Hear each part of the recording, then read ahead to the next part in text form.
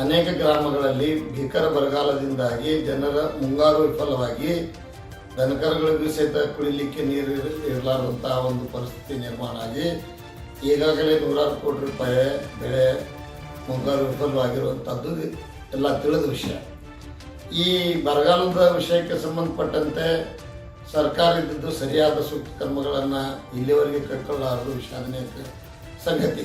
ನಾನು ಶಾಸಕನಿದ್ದಾಗ ಸತತವಾಗಿ ಬರಗಾಲ ಬಿದ್ದರೆ ನಾವು ಜನರಿಗೆ ಕುಡಿಯುವ ನೀರಿನ ಸಲುವಾಗಿ ಮತ್ತು ಉದ್ಯೋಗ ಸೃಷ್ಟಿ ಮಾಡುವಂಥದ್ದು ಮತ್ತು ದನಕರುಗಳಿಗೆ ಗೋಶಾಲೆಗಳನ್ನು ಮಾಡಿ ಮೇವನ್ನು ಪೂರೈಸುವಂಥದ್ದೆಲ್ಲ ಮಾಡಿ ಈ ಬರಗಾಲವನ್ನು ನಾವು ನಿರ್ವಹಣೆ ಮಾಡ್ತಿದ್ದೀವಿ.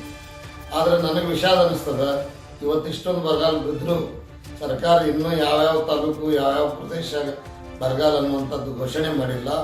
ಅಥಣಿ ತಾಲೂಕಿನ ಪೂರ್ವ ಉತ್ತರ ಭಾಗ ತತ್ತರಿಸ್ತಾ ಇದೆ, ಬಟ್ ಇಲ್ಲಿವರೆಗೆ ಬರಗಾಲ ಘೋಷಣೆ ಮಾಡಿಲ್ಲ.